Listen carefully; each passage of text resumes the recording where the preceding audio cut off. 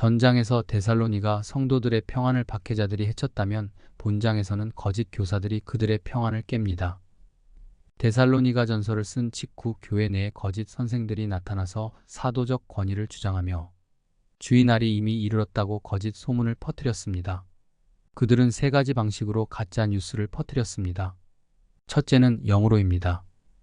소위 예언 은사를 받았다고 하는 어떤 이들은 하나님으로부터 주님이 재림했다는 계시를 받았다고 주장했습니다. 둘째는 말로입니다. 어떤 이들은 바울이 재림에 대해 말할 때 옆에서 들었다고 소문을 냈습니다. 셋째는 편지로입니다. 어떤 이들은 주님께서 재림하셨다는 바울의 편지를 받았다고 주장했습니다. 이러한 거짓 소문들 때문에 그렇지 않아도 자신들의 종말론적 운명에 대해 불안해하고 있던 신생교회는 겁을 덜컥 집어먹고 자신들이 심판의 날과 관련된 하나님의 진노를 받지나 않을까 두려워했습니다. 그래서 사도는 이러한 거짓 주장의 잘못을 지적함으로써 불길같이 번지는 교인들의 공포심 진화에 나섰습니다. 바울은 먼저 거짓 선생들이 종말에 대해 영으로, 말로, 편지로 들었다고 해서 마음이 흔들리거나 두려움에 빠져서는 안 된다고 수신자들을 안심시킨 후 주님께서 재림하시기 전에 반드시 먼저 있어야 될 두 사건에 대해 말합니다. 우선 배교하는 일이 일어날 것입니다. 불신이 믿지 않는 것이라면 배교는 믿는 듯 하다가 신앙을 저버리는 것입니다. 적극적이고 자발적으로 하나님을 대적하고 거스르는 것입니다. 이런 배교하는 일이 마지막 종말에는 전 세계적으로 일어날 것입니다. 조직적이고 거세게 일어날 것입니다. 그럼 이런 대대적인 배교가 일어나게 되는 까닭은 무엇일까요? 불법의 사람이 출현하기 때문입니다. 이 자가 불법의 사람 혹은 불법한 자라고 불리는 까닭은 그가 법을 깡그리 무시하기 때문입니다. 아예 법 개념이 1도 없는 사람이기 때문입니다. 우리가 세상을 살아가면서 지키는 일반 시민법, 우리가 생명처럼 소중히 여기는 절대 진리이신 하나님의 말씀의 법을 부정하고 거스르는 불의한 자가 바로 이 불법의 사람입니다. 바울은 이 불법의 사람을 대적하는 자라고 칭합니다. 대적자라는 명칭은 보통 사탄을 가리키는 단어입니다. 하지만 여기 대적하는 자는 사탄 그 자체가 아니라 사탄의 종 혹은 사탄의 초인으로 요한식으로 말하면 적그리스도에 해당합니다.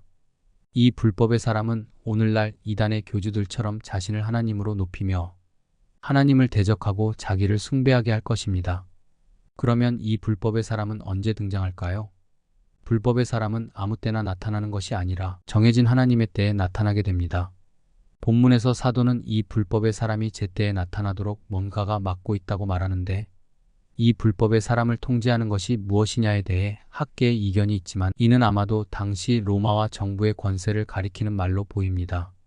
하지만 이는 로마 제국에만 국한되는 것이 아니라 법과 질서, 공공의 평안과 정의의 수호자 역할을 하는 모든 국가를 의미합니다.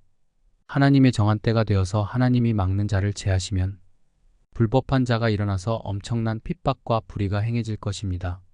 그때 사랑이 다 식어서 사람들의 마음은 얼음장같이 차가워지고 하나님에 대한 신뢰와 믿음은 촛농처럼 녹아내릴 것입니다. 하나님께서 고난의 날을 감화해 주시지 않으면 택한 자조차도 넘어져서 일어나지 못할 만큼 큰 고난이 있을 것입니다. 하지만 너무 절망하거나 두려워하지 않을 충분한 이유가 있습니다. 하나님께서 막던 것에 통제를 거두시면 불법의 사람이 나타나서 대대적인 불법과 악행이 자행될 테지만 불법의 사람이 나타나면 바로 이어 그분이 오실 것이기 때문입니다. 불법의 사람의 닉네임은 멸망의 아들입니다. 이는 파멸된 운명을 가진 자란 뜻입니다. 이 하나님의 종말론적 원수가 제 아무리 강력하고 기만에 능할지라도 파멸은 예정되어 있습니다.